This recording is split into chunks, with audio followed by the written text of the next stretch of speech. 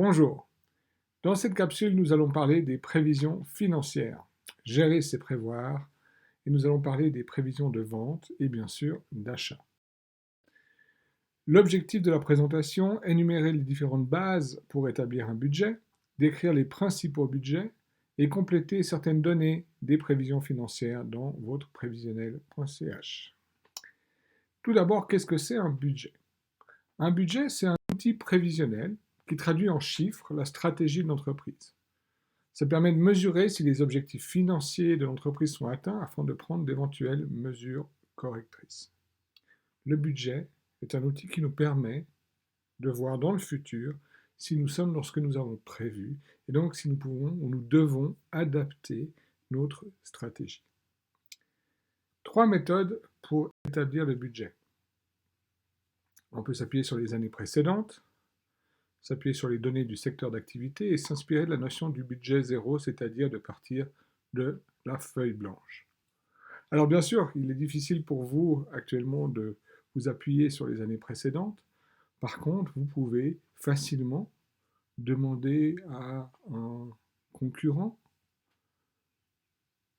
quels sont ses chiffres, comment il vit la situation. Vous pouvez voir par rapport bien sûr au secteur d'activité. Je prends l'exemple, personnellement j'ai travaillé beaucoup dans la restauration et dans la restauration, qu'est-ce qu'on fait? Chaque jour, on note le nombre de couverts, le chiffre d'affaires, le temps qu'il a fait. Est-ce que c'est l'ascension, le week-end de l'ascension? Est-ce qu'il y a une fête spéciale? Est-ce qu'il y a quelque chose de spécial dans la ville, le salon de l'auto, etc., etc., pour pouvoir prévoir les années suivantes, plus ou moins à la même période. Ben, tiens, combien de plats du jour je devrais faire, ou est-ce que je risque d'avoir beaucoup de monde ou pas, selon les données de l'année précédente.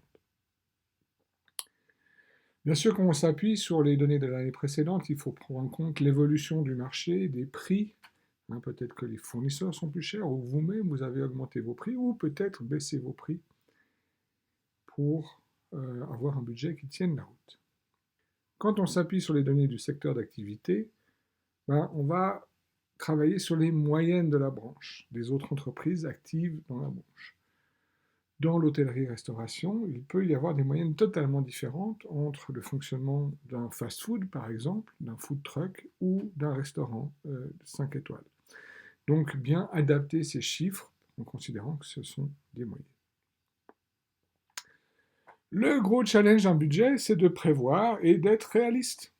Comment prévoir et être réaliste? On peut être trop optimiste, donc du coup avoir un chiffre d'affaires inatteignable, la motivation du coup va baisser, la structure de l'entreprise est trop lourde, vous avez peut-être engagé quelqu'un de trop, ou vous avez fait des investissements trop importants, le bénéfice, s'il y en a un, est en chute libre, et c'est donc difficile.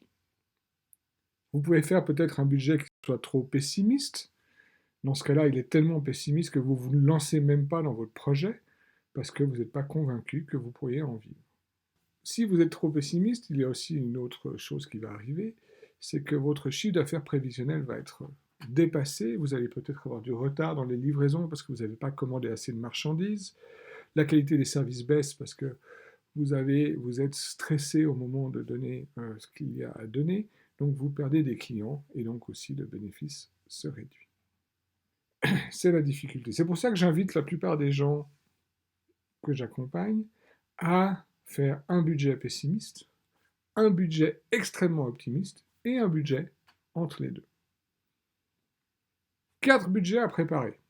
Le premier, le budget des ventes et des achats, le budget des investissements qu'on verra plus tard, le budget de fonctionnement, qu'est-ce que j'ai besoin, loyer, salaire, etc., frais de publicité, différents frais de fonctionnement, et le budget de trésorerie qui permet de voir quand c'est que l'argent rentre et quand c'est que l'argent sort et surtout qu'est-ce qui reste dans la poche. Le budget de trésorerie est en lien avec l'exploitation pure, mais aussi les investissements, le financement, le remboursement à différentes personnes peut-être ou entités qui m'auraient prêté de l'argent. Prenons l'exemple d'un salon de coiffure. Le salon de coiffure vend sa coupe à un certain prix, 80 francs, plus ou moins toute l'année. Il fait un peu plus cher en décembre. En fait, c'est pas qu'il est plus cher, c'est que la prestation est peut-être légèrement différente. Donc le prix moyen de sa prestation est 80 francs. Il peut faire un budget par mois, par semaine ou par jour. C'est facile aussi et peut-être plus utile de diviser, de voir qu'est-ce qu'on peut faire dans une journée, combien de clients je peux avoir, servir.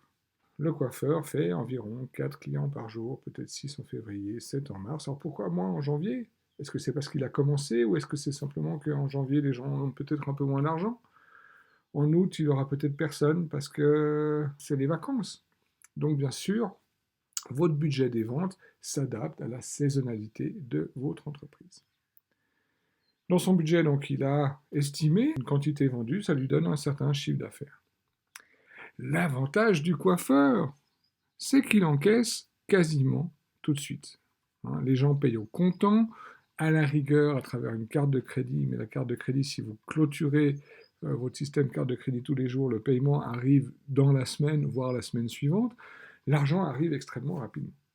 L'avantage pour le coiffeur, c'est qu'il voit très rapidement est-ce qu'il a atteint ses prévisions ou pas, et il peut adapter très rapidement ses investissements, ses choix, car le cycle de vente et le cycle de paiement est extrêmement court.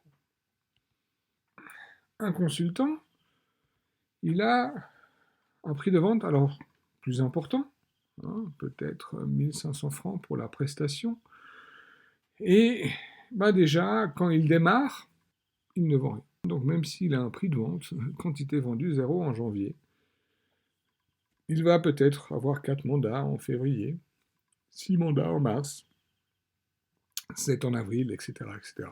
Ce qui lui donne donc un chiffre d'affaires de 6 000 francs en février, 9 000 en mars. Mais les clients ne payent, dans cet exemple, on va dire 40 jours, après la livraison de la prestation, soit 60 jours après la signature du contrat. Donc l'encaissement est décalé et il faut en tenir compte dans sa trésorerie. On voit qu'en janvier, 0 francs, février 0 francs, l'argent entre enfin en mars. On voit qu'en avril, il prévoit un peu plus de jours et du coup, ça va être difficile pour lui. Prenons l'exemple du garagiste. 70% de son temps, non, du temps de son employé peut être facturé. Le reste, discussion avec les clients, aller au stock, rendre la voiture, etc., ne sont pas facturables. Le patron lui-même ne peut facturer que 40% de son temps. Le reste, c'est les clients, les achats, les commandes, l'administration, la facturation, etc., etc. Donc on voit que dans ces ventes, seulement 40% de son temps peut être facturable. Comment va-t-il l'adapter? Comment vous allez l'adapter, vous, en tant qu'indépendant, dans votre entreprise? Reprenons notre consultant. On voit qu'à partir du budget, on peut définir notre dynamique commerciale. Imaginez que cet indépendant sache que son ratio contrat signé offre en cours soit de 1/3 et que les décisions interviennent le mois précédent. Donc le délai de décision moyen de ses clients est d'environ 1 mois, voire 2 mois. Cela veut dire que cet indépendant, s'il veut établir 4 contrats, comme on a pu voir tout à l'heure, il a besoin d'établir 48 contacts, de faire de ces 48 contacts 12 offres pour obtenir 4 contrats signés. Ces 4 contrats signés vont avoir un effet d'une prestation le mois suivant, et ainsi de suite. On voit très clairement qu'il y a un décalage plus ou moins important entre le nombre de contacts, donc la commercialisation, et les résultats finaux en cash encaissés. Donc, allons sur le prévisionnel des ventes dans l'application prévisionnel.ch. Si vous allez dans l'onglet Vente, vous voyez que vous pouvez ajouter un produit ou un service. Et ainsi, quand vous l'ajoutez, déjà mettre les détails du produit, le prix de vente, le délai de paiement de vos clients, vont-ils payer alors Certains vont payer à 30 jours, peut-être certains directement, certains par carte de crédit. Quel est le délai de paiement de vos clients? Ça, c'est la partie d'après. Ensuite, vous allez pouvoir aller dans votre prévision des ventes et remplir pour chaque année vos prévisions, le nombre d'unités vendues et aussi le pourcent de réduction ou de remise que vous donneriez à vos clients. Peut-être que vous avez prévu des soldes juste avant l'été ou pendant une période de fête, ou au contraire que vous donnez aucun pourcentage. Ainsi, vous pouvez remplir vos prévisions de vente. Ensuite, vous pouvez aller, je vous invite à aller dans la prévision des achats.